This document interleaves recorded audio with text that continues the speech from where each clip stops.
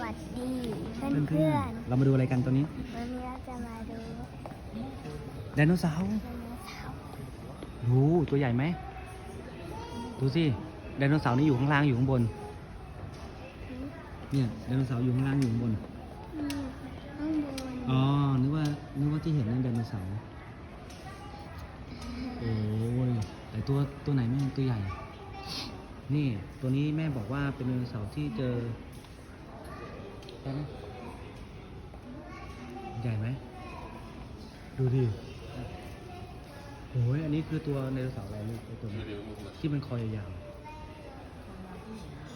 ๆที่หนูจับมันคือ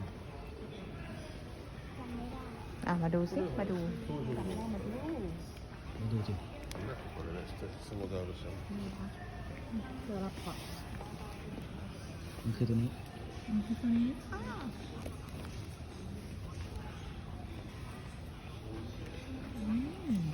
มันสูงเท่าลียาคุณ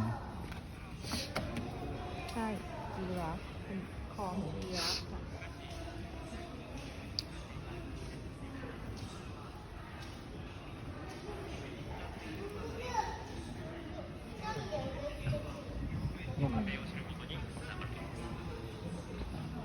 อันนี้ใช่ทีเล็กป่ะลูกใช่ทีเล็กไหมใช่ทีเล็กไหมตัวนี้ฮะมันชื่ออะไรลูกนี่ไงมันชื่อตัวไหนตั้งนี่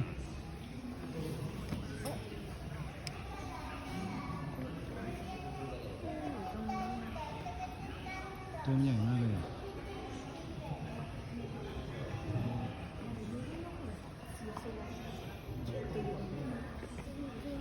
ไดโนเสาร์เป็นอะไรดังๆเป็นญาติกับนกเพราะว่ามีวิทยาศาสตร์คนหนึ่งเขาบอกว่าไดโนเสาร์ตัวเมียคล้ายๆนกกระจอกมีลักษณะเหมือนนกกระจอกเทศหรือคล้ายนกกระจอกเทศแล้วในนี้หนูชอบตัวไหนมากที่สุดทำไมถึงชอบตัวนี้อะลูกเพราะมีหนามไว้ป้องกันเพราะอะไรนะมีหนามไว้ป้องกันสามารถชนะทีเล็กได้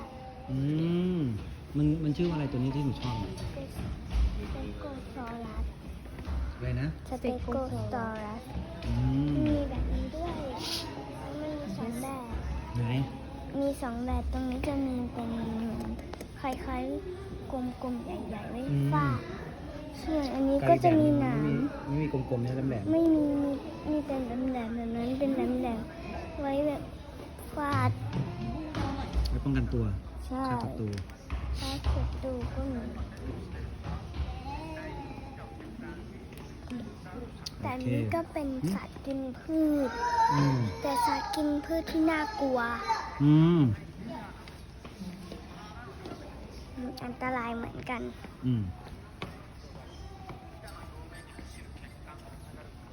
เนี่ยเหรอเป็นอย่างนี้เหรอตัวที่ผมบอกเป็นกลมๆแบบนี้มีหางแค่หางกลม